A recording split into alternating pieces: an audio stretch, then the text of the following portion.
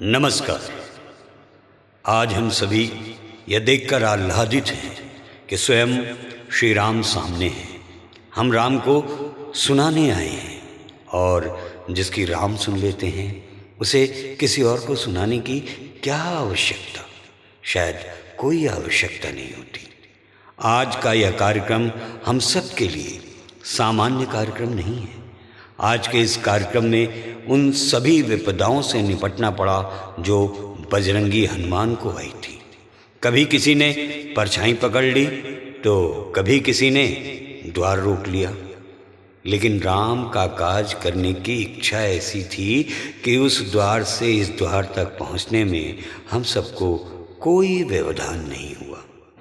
हम भीतर से बहुत रोमांचित हैं। भगवान राम के दरबार में कार्यक्रम के मंच संचालन का शरद मिश्रा का यह तीसरा अवसर है। भगवान राम के दरबार में मंच संचालन करने का मेरा यह छठा अवसर है। उत्तरकांड में रामायण में बताया गया कि लौ और कुश ने स्वयं राम की आराधना राम के सामने की थी। दूसरी बार अभी श्री रामलला दरबार में अयोध्या धाम में मां सरयू के तट पर आज हम सब स्वयं को भगवान राम का वंशज समझें कि भगवान राम स्वयं दरबार में बैठे हैं, हम सबको सुन रहे हैं।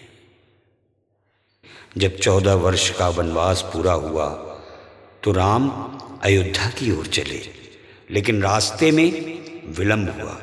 उस समय सिर्फ भरत थे जो आश्वस्त थे कि कुछ भी हो लेकिन राम आएंगे ज़रूर।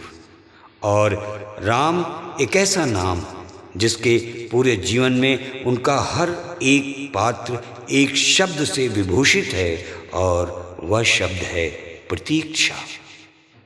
राम की शबरी भी प्रतीक्षारत है, राम का भरत भी प्रतीक्षारत है, राम की सीता भी अशोक वाटिका में प्रतीक्षारत है कि राम आएंगे और मुझे छुड़ाएंगे।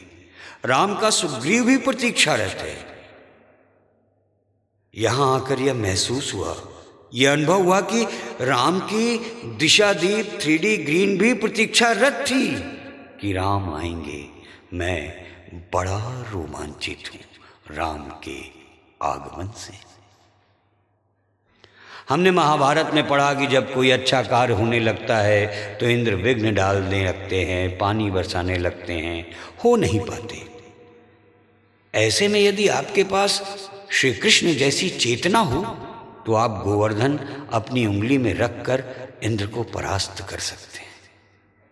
हमने रामायण में पढ़ा कि ऋषि मुनि जब तप करते थे, साधना करते थे तो निशाचर राक्षस उपद्रव करते थे। तो अयोध्या के 2 राजकुमार आश्रम के बाहर उन निशाचरों को अपने धनुष बाण से और पौरुष से उनके उपद्रव को नष्ट कर देते थे। ऐसे ही आपके उत्साह की प्रत्यंचा ने इस मंदिर निर्माण और भव्य दिव्य आयोजन में आने वाली सभी रुकावटों और विघ्नों को पार कर लिया है। बोलिए मर्यादा पुरुषोत्तम भगवान श्री राम की जय। क्या अद्भुत समय रहा होगा राम का।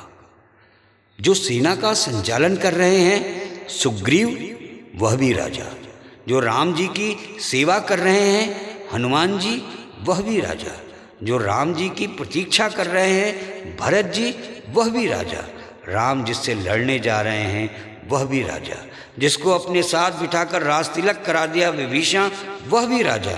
मतलब राम के काज में जुटने वाले सभी समान थे। राम ने अपनी सेना में काज करने वाले किसी वानर को रोका नहीं। राम ने किलोल करते किसी वानर को टोका नहीं, लेकिन इतना अवश्य था कि राम की मर्यादा का प्रभाव था कि राम जब खड़े होते थे सेना के सामने तो वानर वंश भी सीधे पंक्ति में खड़े हो जाते थे। ये मर्यादित करने का प्रभाव था।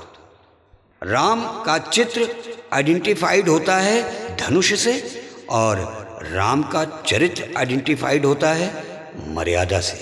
और इसके ठीक विपरीत श्री कृष्ण का चित्र आइडेंटिफाइड होता है उनकी बांसुरी से, वंशी से, और कृष्ण का चरित्र आइडेंटिफाइड होता है उनकी कूटनीति से। इससे एक बात तो सिद्ध हो जाती है कि किसी का चित्र देखकर उसके चरित्र का अनुमान नहीं लगाया जा सकता है। राम को केवल वो जान सकते हैं जिन्होंने राम के चरित्र का अनुसरण किया हो, जिन्होंने केवल चित्र देखकर सोच लिया कि धनुष उठाए एक चला आ रहा होगा। उसको नहीं पता राम क्या है।